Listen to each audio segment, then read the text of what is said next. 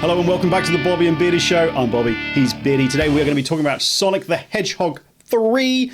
There are time codes below. There are 1-minute reviews for you to listen and watch. And there's also, we are on Spotify, all links and gubs and stuff and things. Also, Beardy made me sick. He's denying it, but I've got a slight cold, so apologies for that. Here, no, don't you deny it with facial expressions, sir. We shall continue. Here's the rundown for Sonic the Hedgehog 3.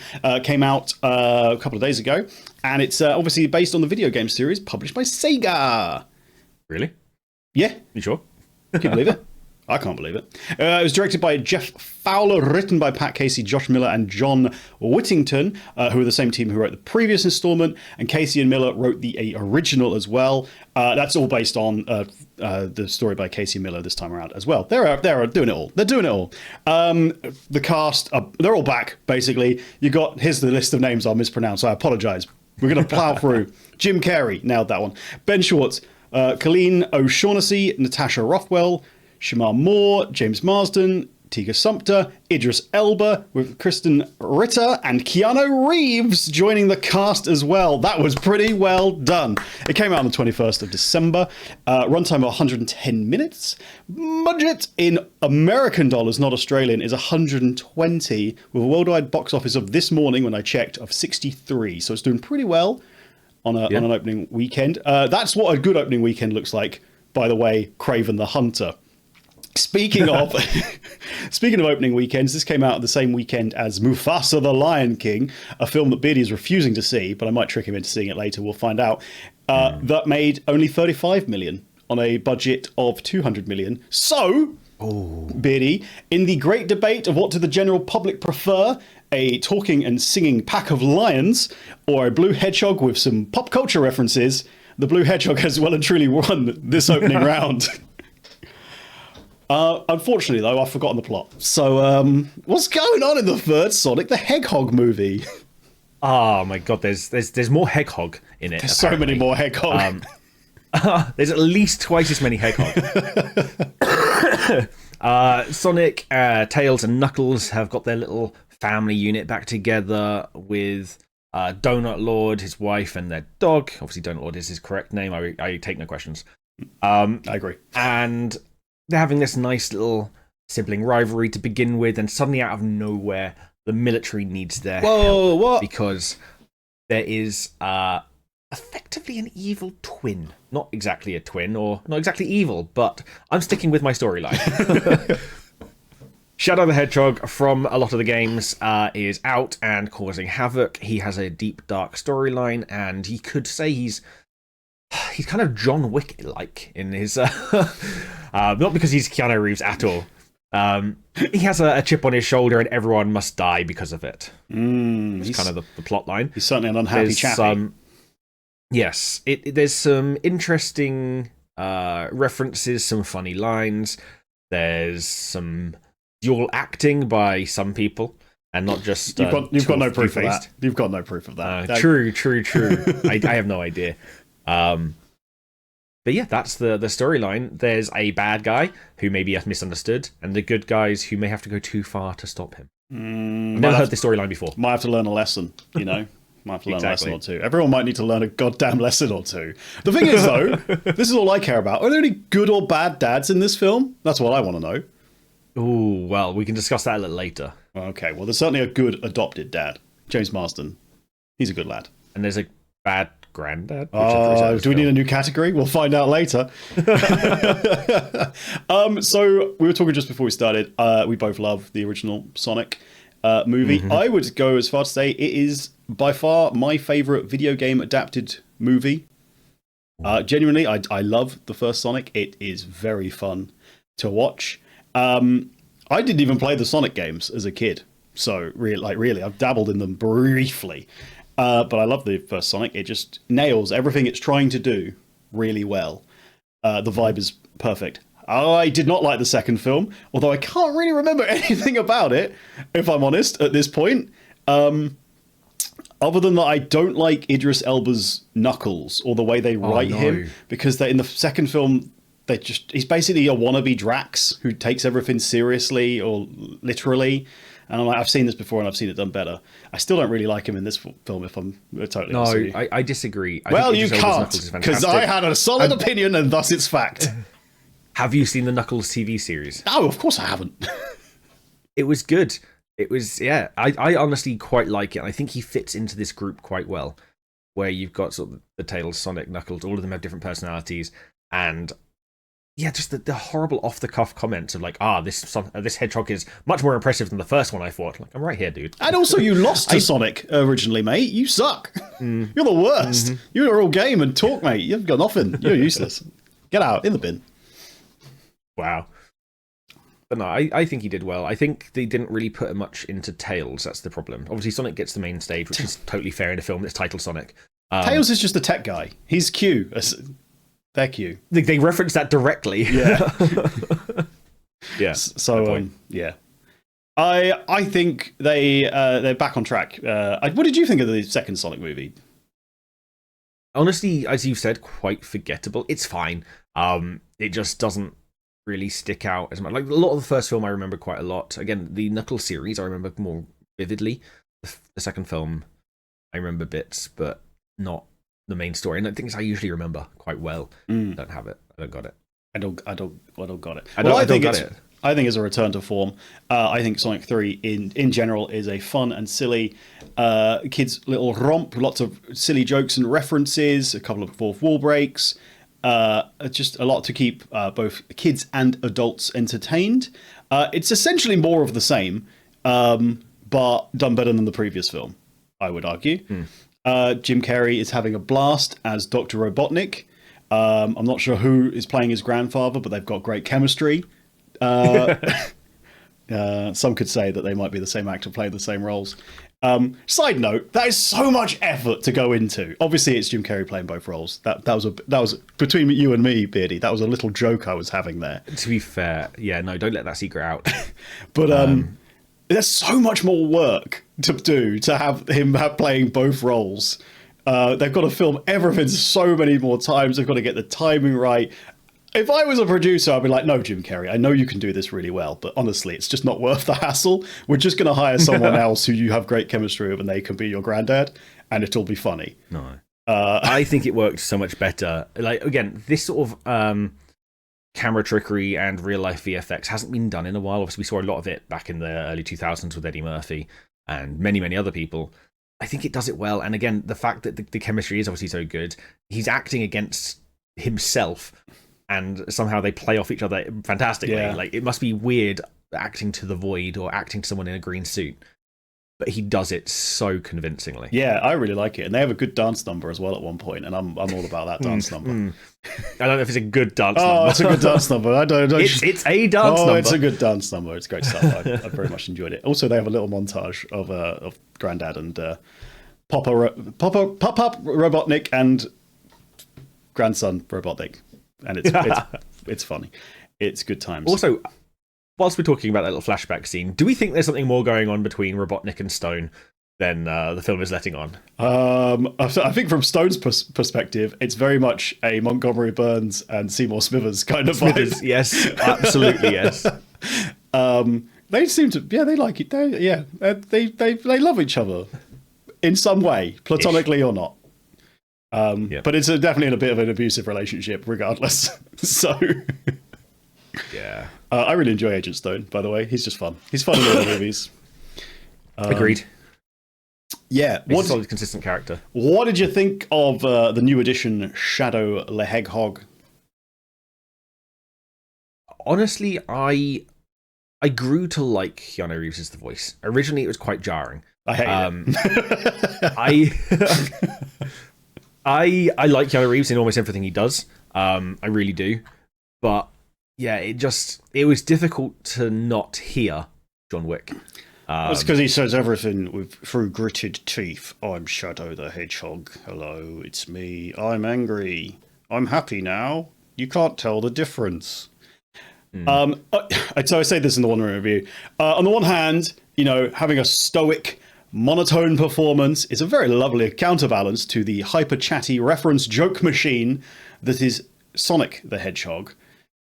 Complete differences there. but yeah, like he doesn't. I don't feel like he really brings any like character to the. It's like he's bored reading lines at times to me. I'm like, because I listen. Everyone loves John Wick these days, even if the fourth one goes. How many times could people not manage to shoot him from a meter away? It doesn't make sense to me.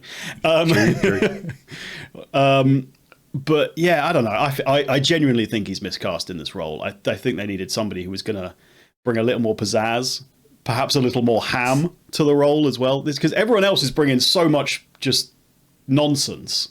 Like all the human characters are mental. Yes. And then he's just like, hello, I have to I'm admit, Shadow. Yeah, like there's points where his edgy personality is quite entertaining, but the film leans so hard into this that brooding kind of feels like a parody of itself sometimes. Like it just doesn't fit with a lot of the other context of the movie and the other characters. So he does have a gun though, so careful now. For a while, he will shoot you from. Yeah. Oh, by the way, I don't remember rightly. How many people die in the previous films? Like actually die, or is it that you see them die? Yeah, I don't know. Not entirely sure. Because that's a thing in this one. Nah, everyone's fine. Everyone just gets up and dusts it off. I'm sure. Okay. I'm sure. Don't you worry about that. They should have at least done at least one funny take of okay, you didn't play the Sonic games, but the death animation where he lands on a spike, pops up, and then fades down. You should have done that with one of the characters. It would have been a fantastic little reference. Yeah, that would have been quite good. I'm like, oh, goy. I'd have popped for it. Yeah, so I'm not really the biggest fan of Keanu Reeves, and obviously I'm not the biggest fan of Knuckles either. But I do think this is a funny film. I think there's a lot of silly nonsense going on, a lot of jokes, a lot of references, fourth wall breaks. I found it very entertaining. Yeah, for the people who haven't seen, and it doesn't break any, like it doesn't spoil anything. The fourth wall break is particularly entertaining, and I'd like to see you act it out. No, it's one of my favourite jokes of the movie. I'm not ruining it for people. Okay, fine. No, it is good though. I laughed quite loudly. In mostly empty cinema because I saw 2 films this weekend and both were 9 a.m. showings. I was so tired. No. I do think the film's too long. I will be honest. I know I say every film should be 90 minutes and it's mostly in jest, but I do seriously believe kids' films, when I can actively watch them getting restless, like in the screening, I'm like, hour and 50, cut some of that out. Now, where am I going to cut some of that out? I'm not entirely sure, because Lord knows I'm not ruining any of Jim Carrey's good time with his ad-libbing, his montages, and his dance routines. So, I don't know, maybe towards the end, when there's a bit of an action scene happening, as there would be, maybe trim a bit of that. I think that the final fight needs to be trimmed down. A lot of it, there's even parts where they slow-mo, literally for what I can assume is a movie poster freeze frame, just so they can make it easier. They don't have to reanimate or make something different, it's just there. Yeah, so I think that section needs cutting down a bit. There's a lot of... I think the flashbacks can be cut down a little bit with sort of Shadow's what's the word? His background, I guess. His backstory, yeah. That gets leaned on quite heavily. Yeah, everything. And again, I personally didn't like the dance scene. I'm sorry. It was funny. It's funny because it's Jim Carrey and it's Jim Carrey with Jim Carrey. It was entertaining. I think the sort of leg wrap spin was a bit far. Okay, maybe we could have trimmed that down ever so slightly, but I did. But the thing is, the fact discussing it elicits that reaction from you means it is funny. I'm an absolute sucker for Jim Carrey, though. I really am. Yeah. He's just having a ball, as he has in all 3. He'll no doubt say he's retiring again, and then be back for the 4th film. So, did you hear? He obviously said he was going to retire, and then in an interview said he's only going to go back and do films that are passion products for him. And then he was asked about Sonic. It's like, that's just a cash grab. Yeah.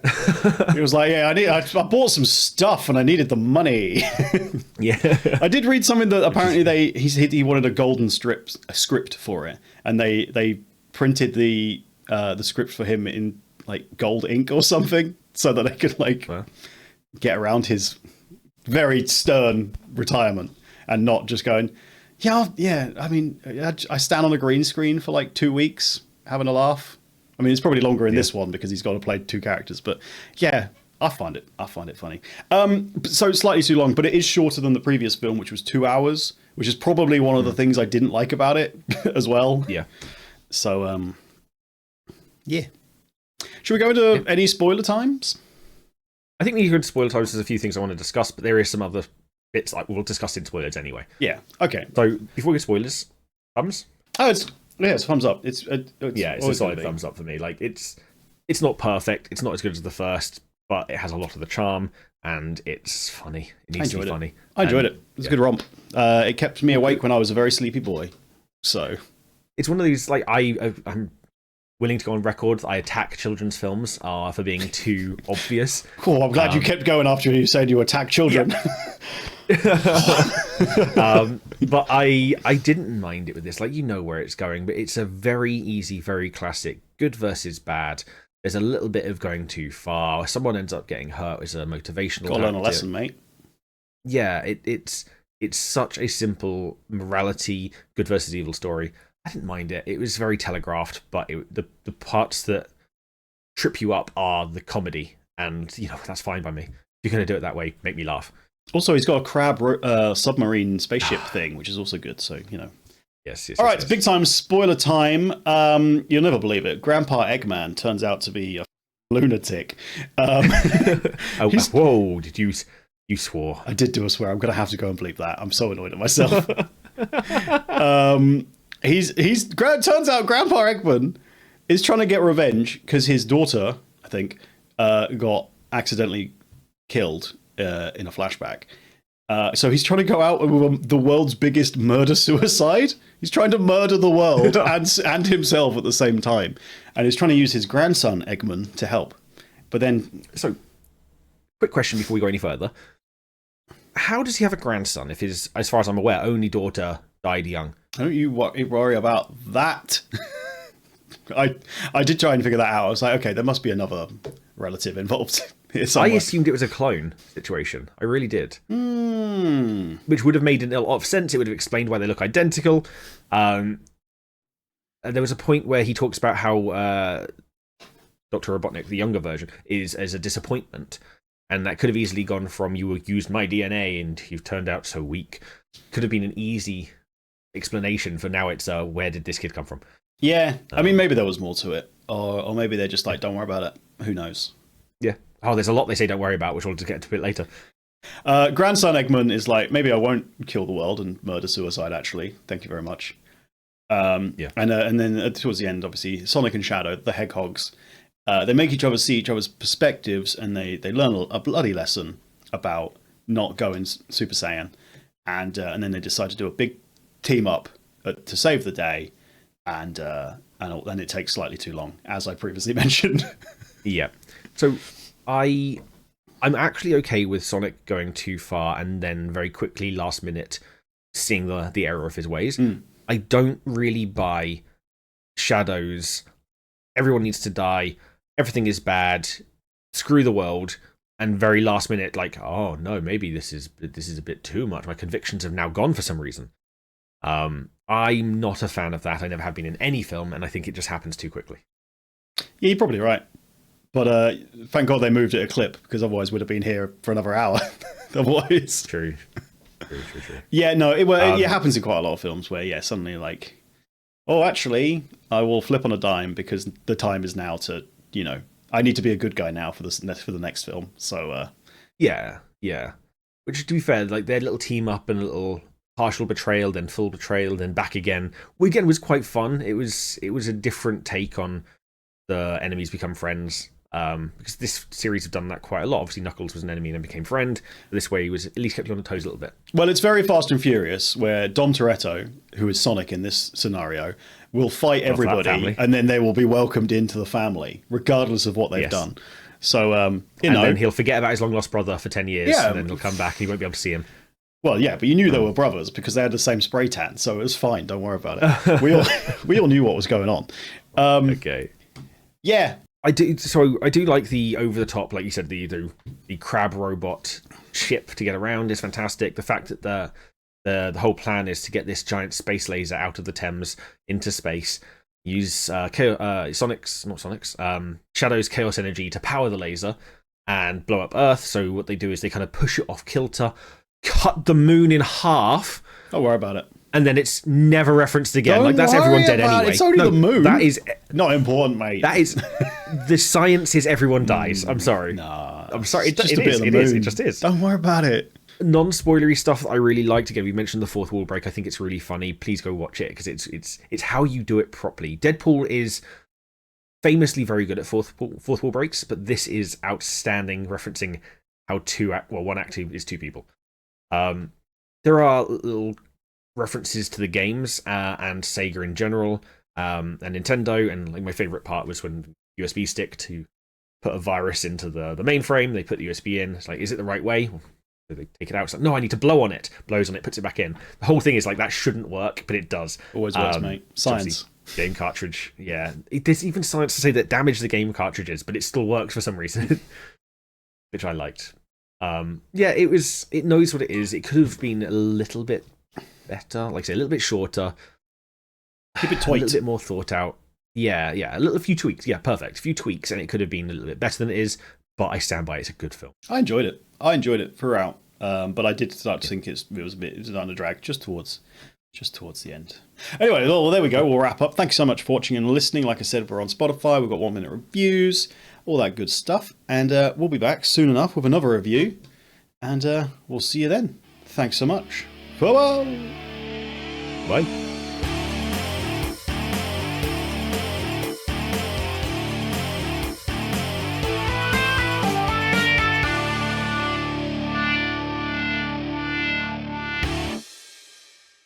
Kind of sounded like I was going into a cavern there. Farewell.